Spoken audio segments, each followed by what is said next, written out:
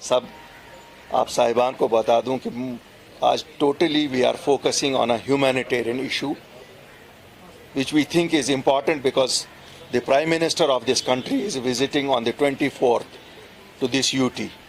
And it is his first visit after 5th August 2019. आप सब जैसे जानते हैं तकरीबन 1 लाख लोगों से ज़्यादा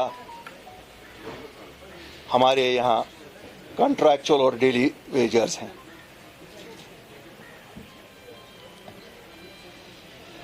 आप सब लोगों ने आज सुबह तस्वीरें भी देखी होंगी। एक बेचारे, मैं तो शहीद ही कहूँगा, एक शहीद लाइनमैन की कि वो खंबे पे उसकी लाश लटकी हुई है। और शायद मैं आज आपके माध्यम से इस सरकार से कहता हूँ कि कौन उसकी लाश उतारेगा, कौन उसके बच्चों का सहारा बनेगा। हमारे यहाँ पिछले 12 साल से इन लोगों को कहा जा रहा है कि आपकी सर्विसेज को परमानेंट किया जाएगा।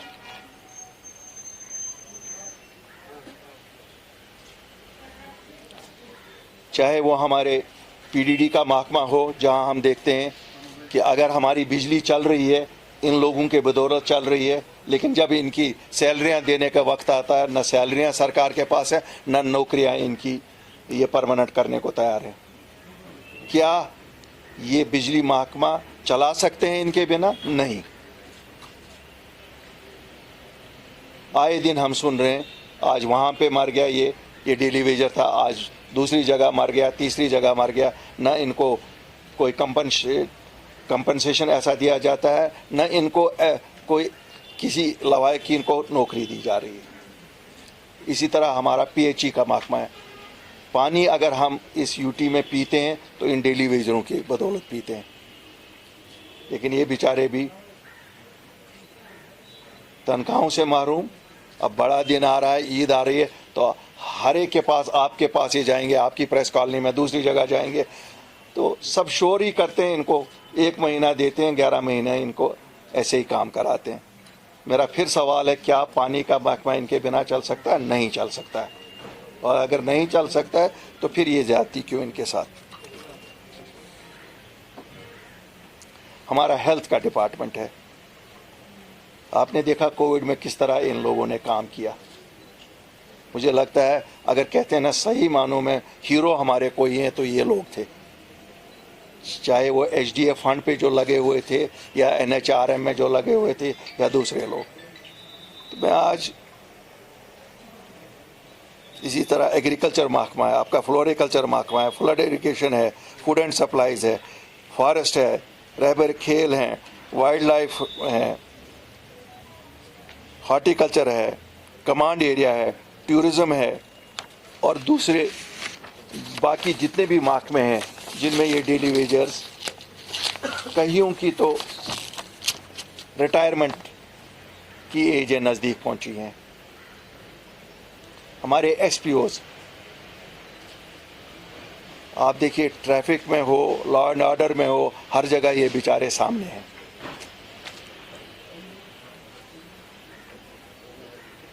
ये वाहिद यूटी होगी जहां सरकार खुद ही अपना कानून तोड़ती है, कानून मिनिमम वेजेस एक्ट का। आप देखिए स्कूलों में 30 रुपए पे कोई स्वीपर काम करता है।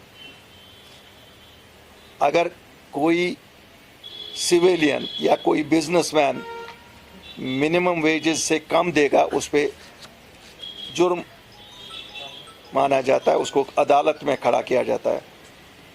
मैं आज आपकी वसातत से सरकार को पूछना चाहता हूँ, ये किसके खिलाफ केस करें? क्या चीफ सेक्रेटरी को इसके लिए खड़ा किया जाए? क्या एलजी साहब को इसके लिए खड़ा किया जाए? क्या उन महकमों के सरबराहों को इसके लिए खड़ा किया जाए? और ये शरेआम हो रहा है, ये शरेआम हो रहा है। जिस तरह बेगार कहते थे पुराने ज़माने में, बेगार थी, इन लोगों से बेगार ली जाती है और कोई इनके बारे में नहीं बात करता है। ये बात सही है। हमारी आंगनवाड़ी आशा वर्कर्स या दूसरे जो वर्कर्स हैं, रोज़ ही आप देखते हैं ये हमारी बहनें बच्चियां सड़कों पे आपके पार्क इस जो पार्क है प्रेस कॉलोनी के सामने, वहाँ पे एहतजाज करती हैं, और कितनी बेदर्दी से इनको पीटा जाता है और हिरासा किया जाता है। क्या ये सब कुछ जो ह्यूमन सफरिंग है सब सियासत की नज़र करें हम? अपनी पार्टी और अल्ताफ बुखारी नहीं मानती, नहीं, ये इंसानी मुद्दा है। और चूंकि वज़ीर आज़म 24 तारीख को आ रहे हैं, हम पुरजोर मांग करेंगे कि this should be his priority. मुझे नहीं लगता है कि हमें सीमेंट के खंडरात बनाने से ये यहाँ डेवलपमेंट दिखा सकते हैं, और न हमें इससे डेवलपमेंट दिखाई जा सकती है कि साहब अब इतने 1000 करोड़ रुपया इन्वेस्टमेंट आएगी। हमें जो ह्यूमन सफरिंग है उसको हल करें। हमारी ह्यूमन सफरिंग्स को अगर मुल्क का वजीर आज़म नहीं सुनेगा, कौन सुनेगा? और ये बेचारे कोई नाजायज बात नहीं कह रहे हैं, इनको पॉलिटिकल एम्यूनिशन बना रहे हैं पॉलिटिशियंस। जब सरकारें, अवामी सरकारें होती हैं, तब कहा जाता है कल कर रहे हैं। मुझे याद है एक सरकार में मैं भी था और फाइनेंस मिनिस्टर था, हमने कहा कि 3 महीने में, चाहे वो 3 महीने के बाद वो सरकार नहीं रही, लेकिन सरकारी ऑर्डर तो चलते रहते हैं ना। लेकिन आज भी नहीं। आप देखिए हमारी अनएम्प्लॉयमेंट रेट हाईएस्ट है, और आज सब कुछ ये सोच रहे हैं नहीं जी अब आउटसोर्स करो। आउटसोर्स करने का क्या मकसद है? क्या यह हमारे बच्चे अब जाके उनके पास जाएंगे? Where is the program? How do they want to address the youth? इसलिए आज जो मेरा बेसिक मुद्दा था कि I wanted to speak only on this, because this is a very very important issue, जो हम चाहते हैं कि प्राइम मिनिस्टर साहब जो कि यहाँ आ रहे हैं, आज किसी पॉलिटिकल इशू पे हम सब रोज़ आए दिन मैं यहाँ पर बात भी करता हूँ, बाकी लोग भी, हमारे दूसरे पॉलिटिशियंस भी करते हैं, लेकिन आज ये है। और मैं आपको एक चीज़ बता दूँ कि हम सरकार से मांग करते हैं कि इसको फ़ौरन एड्रेस किया जाए। अगर एड्रेस नहीं होगा, अपनी पार्टी सड़कों पे इन लोगों के साथ आएगी। We will join them on the roads. Specific demand that it should be announced within a specific period of 30 to 60 days. They should be regularized, all of them, and their wages should be released. Specific demand. And if it is not done within 30 to 60 days, this is a humanitarian issue. It cannot wait any longer. आप देख रहे हैं आए दिन, आप देखिए आज सुबह जब अखबार उठाया, इंसान का दिल रोता है उस लाइनमैन को जिस तरह से देखा। और क्या होगा? वहाँ बिजली बंद होगी, उसकी लाश उतारी जाएगी, शायद कफन डालने वाला भी कोई नहीं उसका होगा। आपके अखबारों ने आज बनाई, मैं खराज तहसीन देता हूँ आप मीडिया को कि आप फिर भी हाईलाइट कर रहे हैं, किन हालात में कर रहे हैं हमें ये भी मालूम है, लेकिन उसके बाद क्या होगा? शायद 2-4 सियासी लीडर हम बयान भी दे देंगे और ताजियत का पैगाम भी पहुंचाएंगे, बस। बाकी तो जिनका गया उनका गया, ना इसके लिए कोई कंपनसेशन होगा, ना इसके लिए कोई चीज़ होगा। अगर ज़्यादा से ज़्यादा होगा, उस महकमे के मुलाजिम कुछ चंदा करेंगे और उसको देखेंगे कि उसका चौथा वोथा हो जाए। ज़्यादा है होंगे, हमारी इंफॉर्मेशन के मुताबिक 1 लाख है। Not with anything to do with today's press conference. आज हमने एक प्रिंट मीडिया के लिए इफ्तार का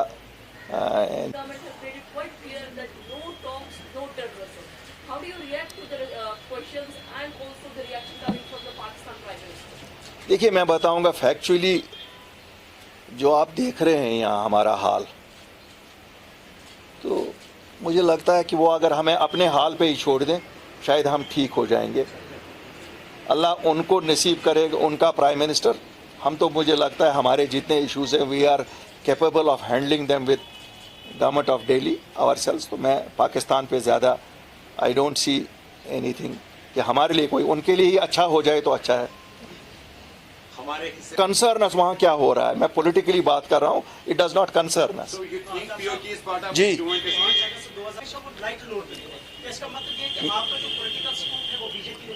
देखिए मैं आपको ये आपने बड़ा सही सवाल फरमाया। मैं यही जम्मू कश्मीर के अवाम को महसूस करवाना चाहता हूँ कि साहब, अगर हम अपने घर को कमज़ोर रखेंगे हमारी आवाज़ कहीं नहीं सुनी जाएगी।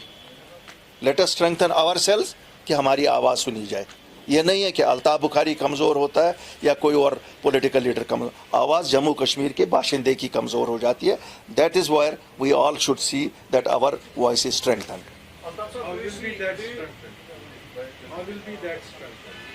It could be strengthened only when we talk of what is possible within the realm of possibilities. हम अगर ख्वाब सुनहरे सपने लोगों को दिखाएं, सुनहरे सपनों से तो नहीं होगा ना।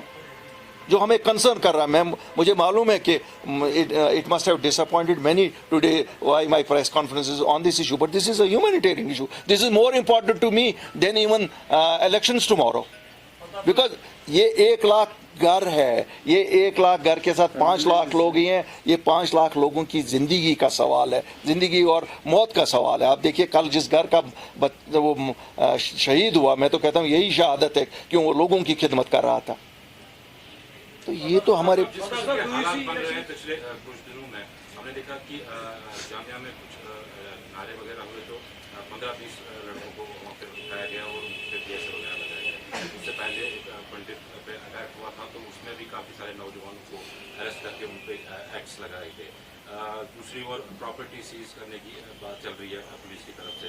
ऐसे इकदाम को क्या आप जेन्युइन मानते हैं या इससे एलिनेशन और बढ़ेगी? देखिए, कोई ऐसे इकदामात को जेन्युइन नहीं मान सकता है। मैं आपको बता दूं, this can not be termed as genuine. लेकिन इसके साथ हमें भी ये एहसास करना है, 2 चीज़ें हमें भी ये करनी पड़ेगी कि देखिए हमें क्या दिया। हार्बरिंग अगर हम करेंगे, हमें हार्बरिंग ने क्या दिया? कब्रिस्तान और जेल।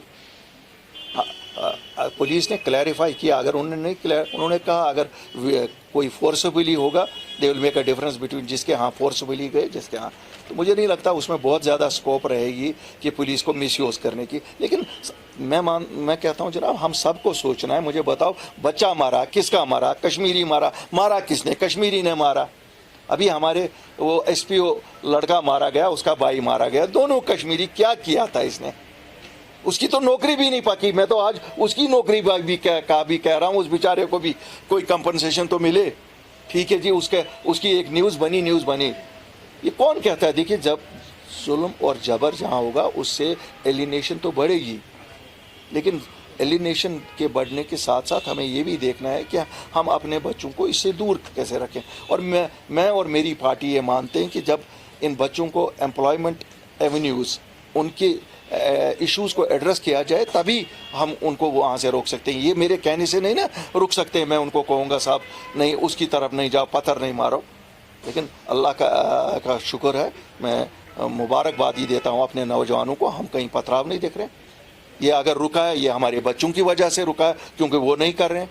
ये लोगों की कॉपरेशन की वजह से रुका है। ये क्यों नहीं एडमिनिस्ट्रेशन मानती है? ठीक है, पुलिस अपना काम कर रही है, इसका मतलब है कहीं पहले आप पुलिस अपना काम नहीं कर रही थी।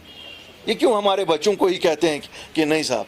Why do they take the credit for this today? Why don't they say that we did not do our jobs पहले? ठीक कि अगर आज लॉ एंड ऑर्डर ये मेंटेन कर रहे हैं, पहले they must have failed.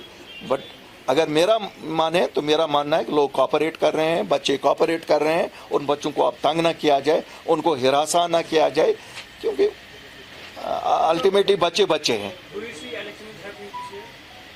Honestly, if you ask me, we are also all clueless like you are clueless. It is only a question कि कब decide होंगे. It has to be decided. We are clueless about it. ऐसा कुछ नहीं है। नहीं, हम देखो, हम सपोर्ट करें ना करें, मैंने कहा ना, आप के एक भाई ने अभी कहा आप लोग irrelevant हो, which is a fact. Everybody is irrelevant. Every citizen of Jammu and Kashmir is irrelevant. It is not a question of supporting. We say we don't support harboring of militants. क्यों? उसमें मरता कौन है? मरता भी Kashmiri, property भी कश्मीरी की, मारने वाला भी कश्मीरी। लेकिन अब सरकार ने, चूंकि पुलिस ने कहा है कि जो विलिंगली देगा उसके एक्शन होगी, जो नहीं देगा फोर्सफुली उस